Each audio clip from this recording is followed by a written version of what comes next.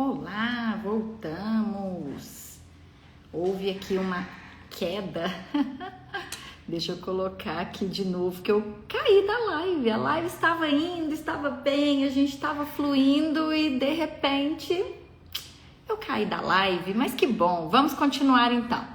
Estava eu aqui mostrando para vocês as 3 formas de aumentar o lucro da sua empresa, reduzindo encargos trabalhistas e impostos desnecessários. Estava acompanhando? Você acompanhou? Entendeu? Ótimo.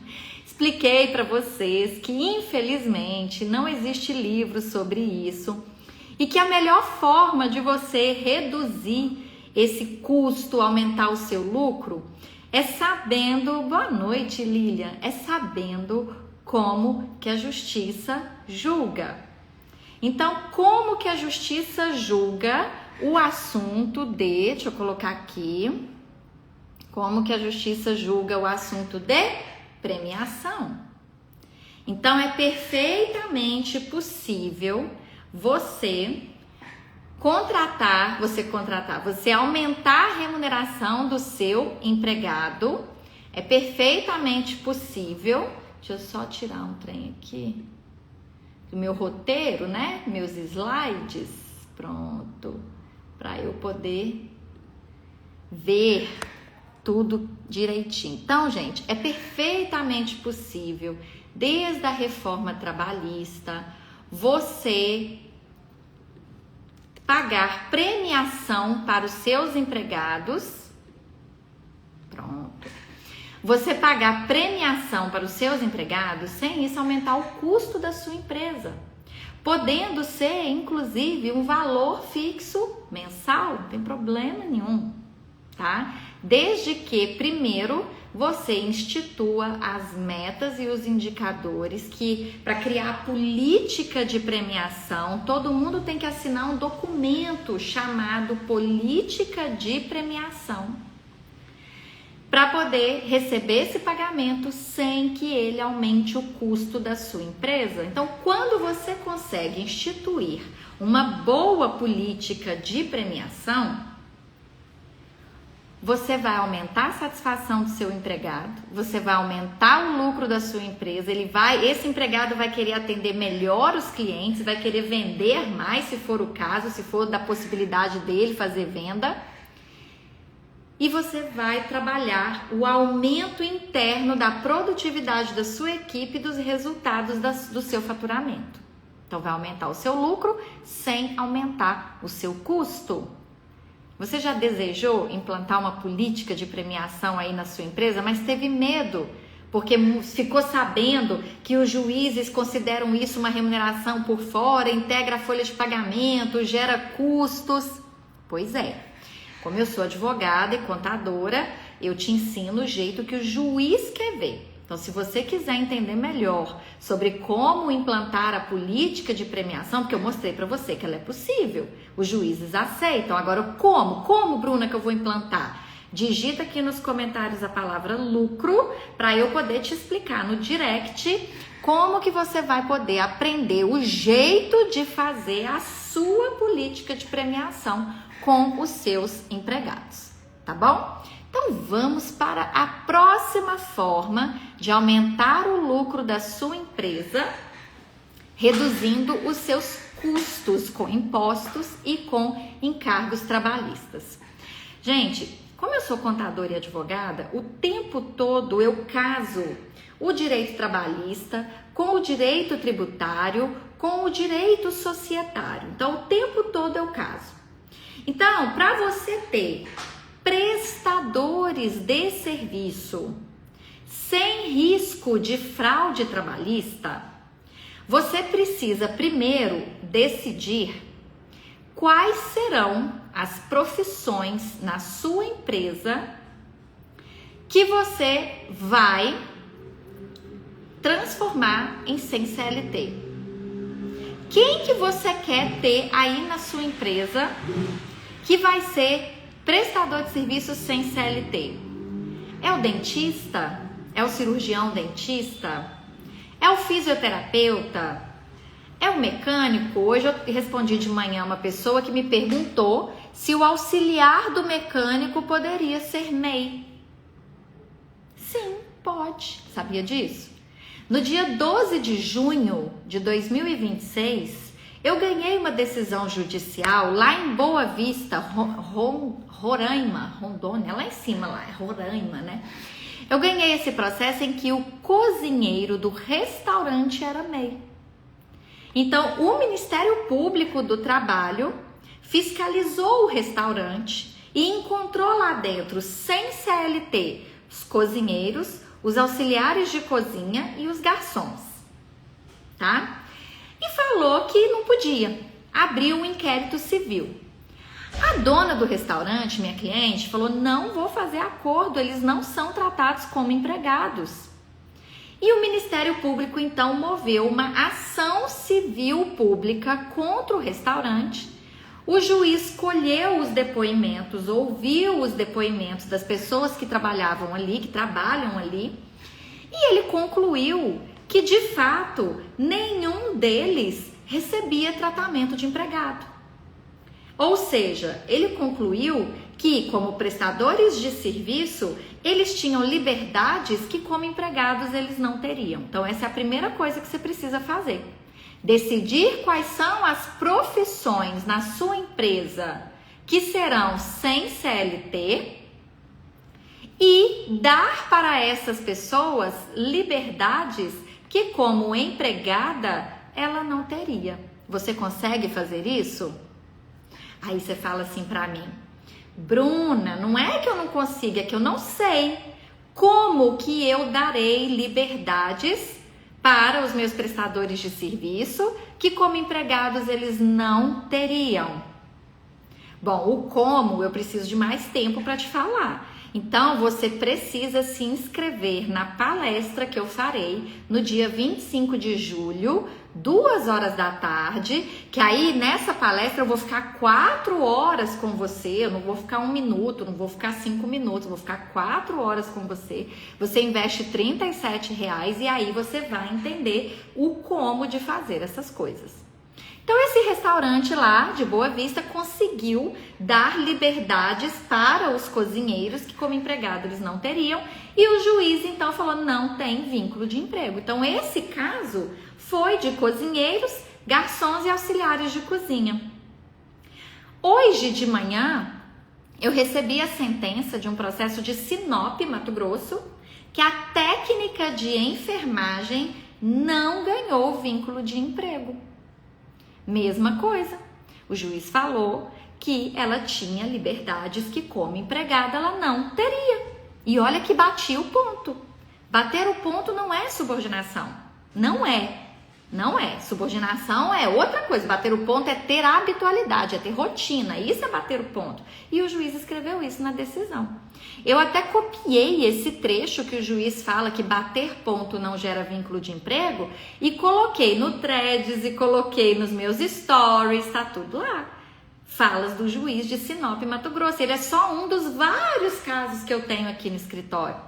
Então, é perfeitamente possível você ter o autônomo, o prestador de serviço. Essa é a primeira etapa. Então, você escolhe uma pessoa.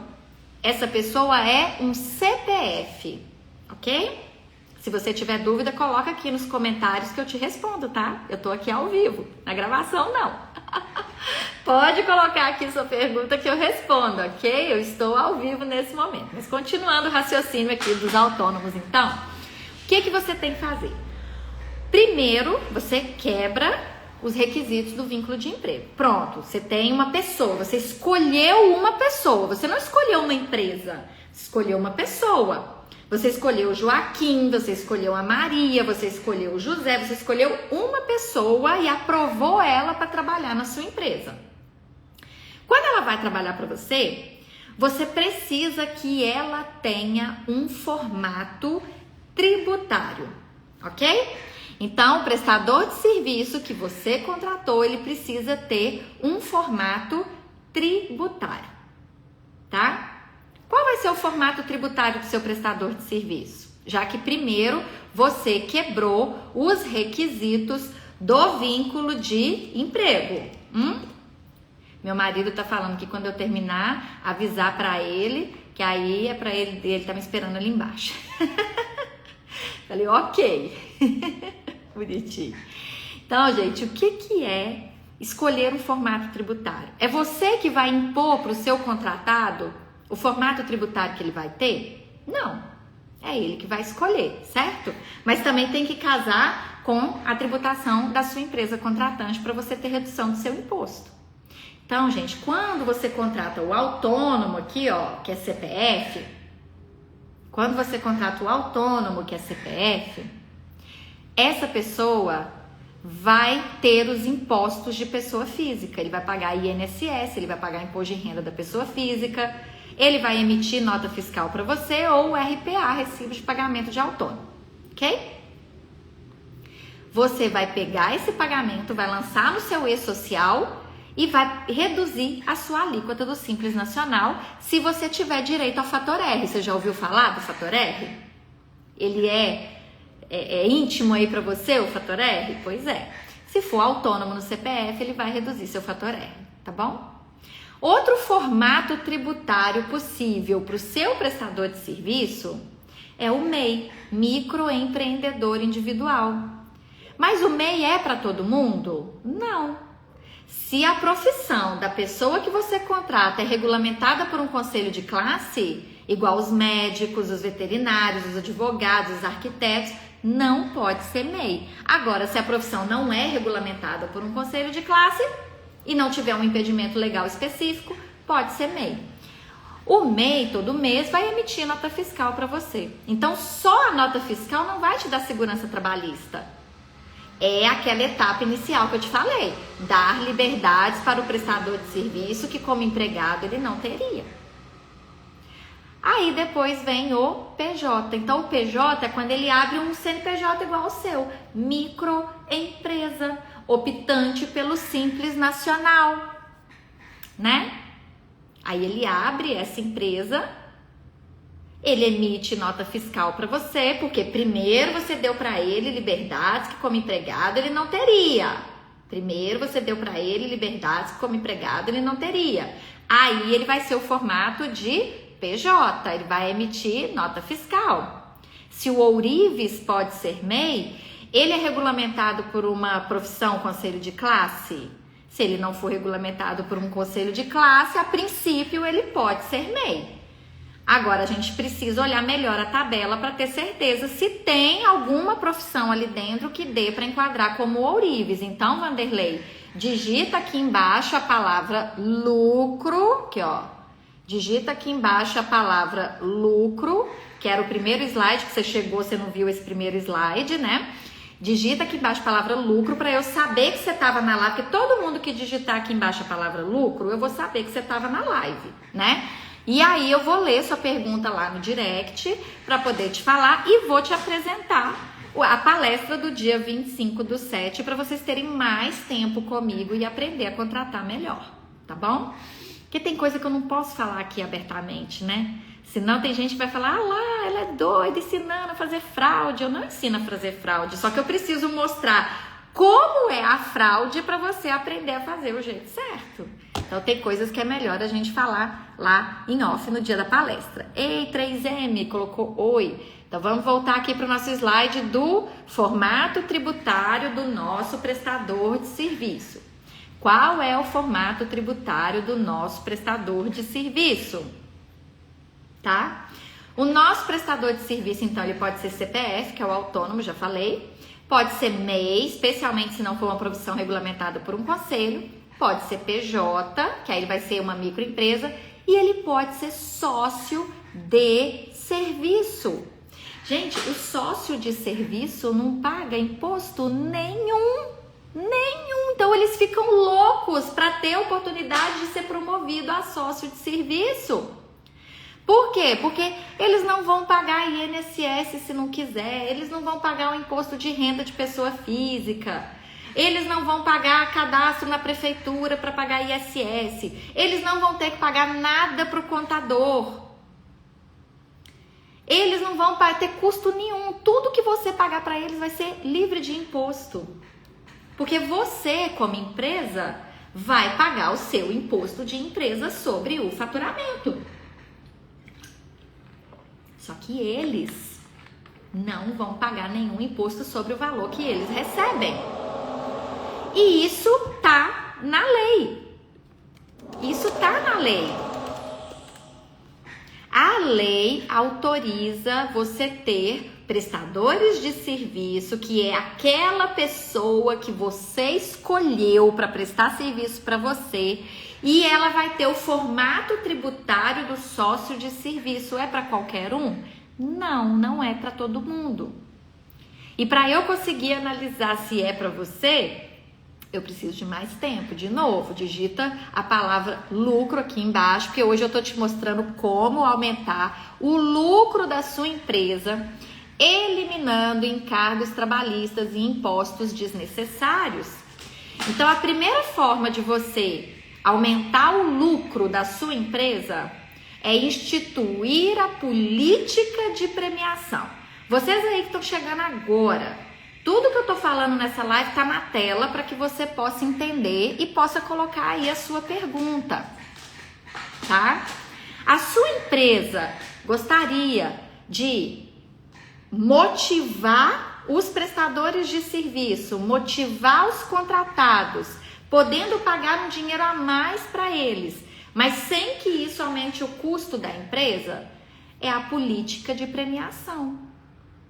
Então, quando você tem um documento chamado política de premiação, com metas claras, e agora, gente, você tem que tomar muito cuidado quando você institui metas na sua empresa.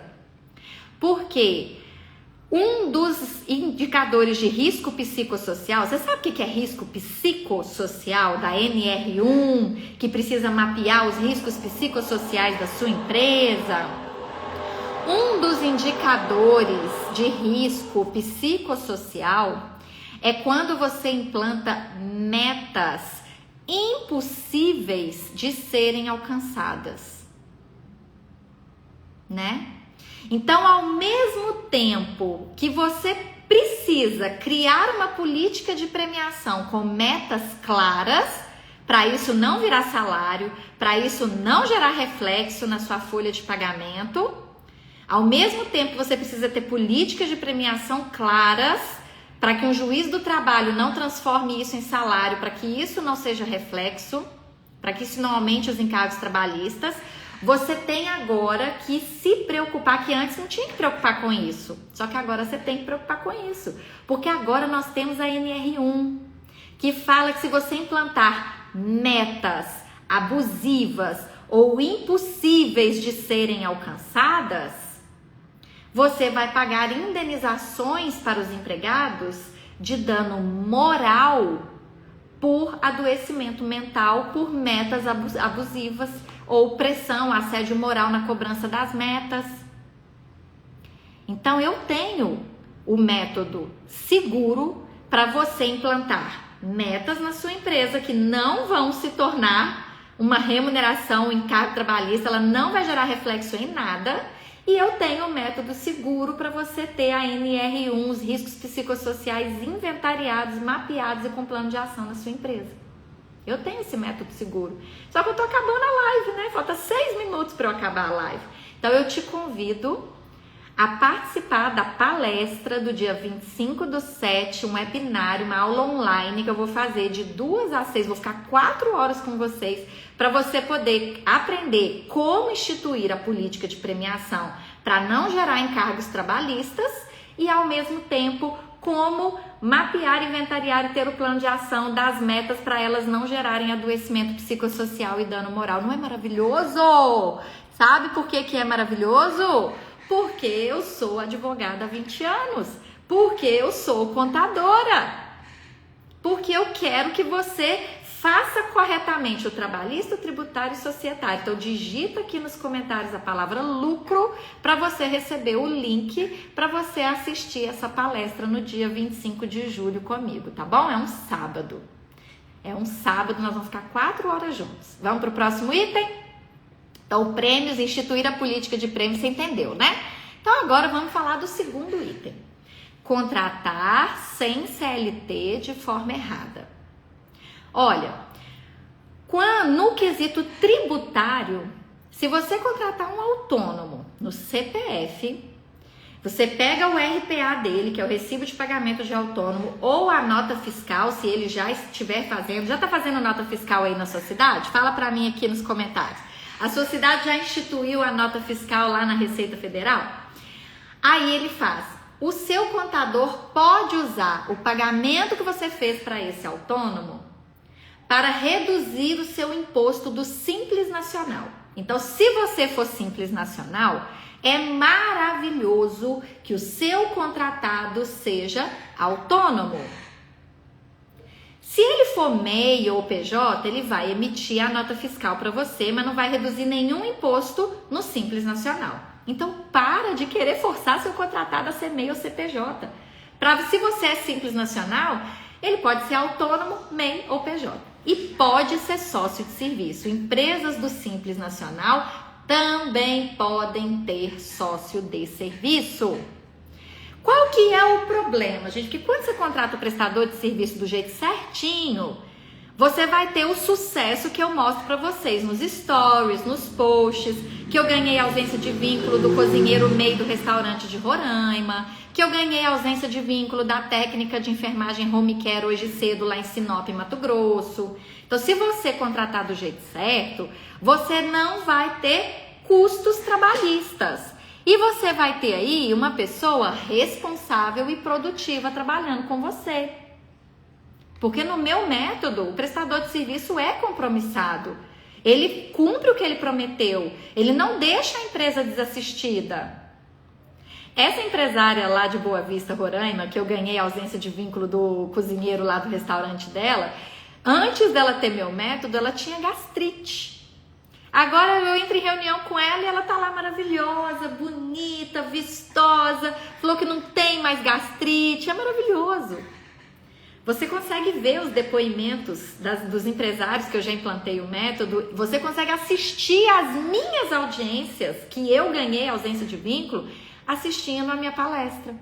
No Zoom, fechadinha, dia 25 de julho, 2 horas da tarde. Digita lucro aqui que eu te mando o link para você se inscrever nessa palestra do dia 25 de julho. Mas só se você for empreendedora, empresário, só se você for dono de empresa, tá? Não é lugar para empregado, não. É lugar para quem vai contratar as pessoas.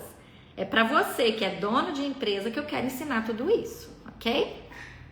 Então, gente, quando você fala assim, Bruna, uma vez eu atendi aqui uma oficina mecânica que veio aqui no meu escritório, onde eu estou agora, e ela reclamou que o mecânico estava querendo um acerto, mas o mecânico era MEI. Aí eu falei, tá bom, cadê o contrato de prestação de serviço que o mecânico assinou? Não, ele não assinou, não, ele emitia nota fiscal.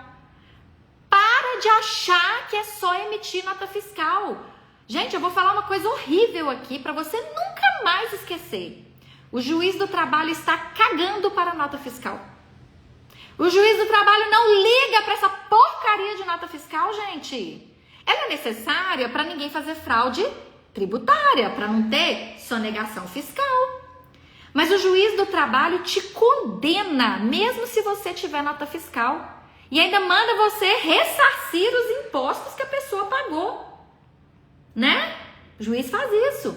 Então presta atenção que o primeiro passo para você ter autônomos, MEIs, PJs ou sócios de serviço é dar para eles liberdades que como empregados eles não teriam. Não teriam. E você não vai achar isso em livro nenhum, porque eu aprendi isso com os juízes. Quem me ensinou a quebrar os requisitos do vínculo de emprego foram os juízes, nos meus 20 anos de experiência. Não existe livro sobre isso. O único livro que existe sobre isso é o meu. Contrate Direito, o Guia do Empreendedor para contratar pessoas sem CLT, sem risco de fraude trabalhista. Aqui, ó, Bruna Barbosa. O único livro que ensina a quebrar os requisitos do vínculo de emprego no Brasil é o meu. Totalmente baseado em decisões judiciais. Foram os juízes que me ensinaram. Você quer o livro? Quer o livro? Digita aqui, quero, para você receber no direct como você pode chegar a ter este livro, tá bom? É o único livro do Brasil que, baseado em decisões judiciais, totalmente ensinada por juízes de todo o Brasil nos meus 20 anos de advocacia, eu aprendi como que é, o que eles querem ver. Gente, eu praticamente decifrei a mente de todos os juízes do Brasil. Eu consegui ganhar ausência de vínculo de cozinheiro MEI no restaurante de Roraima. Eu consegui ganhar ausência de vínculo de técnica de enfermagem em Sinop hoje, Mato Grosso. Tá lá nos meus stories. Publiquei tudo nos stories. Tá tudo lá, é só você ler. A prova tá lá. E tem um destaque aqui no meu Instagram que chama Justiça, que tem todos os anteriores. Então, se você quer chegar perto desse livro... Bruna, como que eu faço para ter esse livro, Bruna? Digita quero. Você vai receber lá no direct um link para você se inscrever na minha palestra, R$37. Se você não for na palestra, você nunca vai conseguir acessar esse livro. Eu não deixo, quem não aprende meus métodos, não consegue comprar o meu livro. É fato, é fato. Porque isso aqui é profundo, gente. Isso aqui decifrou a mente dos juízes do Brasil. Você acha que eu vou simplesmente falar, me dá seu endereço que eu tô mandando pra sua casa? Então, se inscreva, esteja comigo no dia 25/7, no webinar Alerta Vermelho, que eu vou te ensinar profundamente tudo isso, apenas R$37, e aí sim você vai poder entender como acessar o meu livro, tá bom? Meu livro, meus contratos, meus métodos, maravilhoso. Então, entendeu como que você vai contratar sem CLT, sem fazer erro e ainda vai economizar impostos? Entendeu? Não? Então, gente, você vai ter que assistir a gravação. Eu vou deixar aqui disponível gravada porque 10 horas, né? Acabou. Acabou. Então, nessa live de hoje, eu te ensinei por que você tem que instituir a política de premiação, que é só desse jeito que o juiz não vai te condenar em reflexos, não vai transformar a premiação em salário.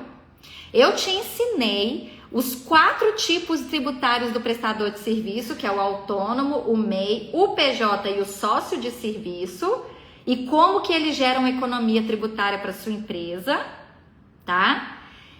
E eu te ensinei como planejar os impostos usando toda essa formatação, para você reduzir impostos e eliminar encargos trabalhistas desnecessários. Eu espero que você digite aqui nos comentários a palavra lucro, que está aparecendo aí, digite lucro, para você receber no seu direct o link para você se inscrever por apenas R$37 no evento online, na aula online que eu vou dar no dia 25/7, que é um sábado. Eu vou ficar com você durante 4 horas e aí eu vou esmiuçar não apenas esses 2 assuntos de hoje, que hoje eu trouxe só 2 assuntos, política de premiação e prestador de serviço. No dia 25 eu vou te trazer 6 assuntos. Eu vou inclusive te ensinar como inventariar a NR1, os riscos psicossociais, e gerar o plano de ação sem precisar aplicar nenhum desses questionários de pesquisa nos seus empregados. Eu sou contra a aplicação de questionários de pesquisa nos empregados. Eu tenho um método muito melhor, que os meus clientes já estão usando, que inclusive o meu método, quando você faz um inventário de riscos psicossociais e quando você cria o plano de ação, com o meu método você já está produzindo as provas judiciais para num processo você falar que foi culpa exclusiva do contratado, culpa exclusiva da vítima. Você não vai pagar porque foi culpa exclusiva do seu empregado aquilo que ele está falando que adquiriu na empresa. Eu já consegui zerar a condenação de acidente de trabalho, que a pessoa realmente sofreu acidente no ambiente de trabalho, trabalhando, mas eu consegui provar que foi culpa exclusiva do empregado, que a empresa fez tudo o que tinha que fazer para aquilo não acontecer, o empregado assumiu o risco e fez errado, sofreu acidente, a empresa não teve que pagar nada. E não foi uma nem 2 vezes, foram várias, porque eu advogo há 20 anos. Então eu sei o que você tem que produzir hoje para não perder processo. Digita lucro aqui, digita quero, ou então vai no direct, ou lê os stories para você entender tudo que vai ter nesse evento do dia 25/7. Meu horário acabou, meu marido tá esperando lá embaixo. Você quer me fazer alguma pergunta? Só o tempo de eu molhar a garganta, tem que meu marido tá aqui embaixo me esperando. Deixa eu até avisar para ele aqui, ó. Vou falar, amor, são esses que estão me segurando. Que no prédio que eu trabalho aqui, tem vários restaurantes embaixo, né? Um comercial. Então, qual é a sua derradeira pergunta? Dou-lhe uma. A Ana Lívia é VVHJDG.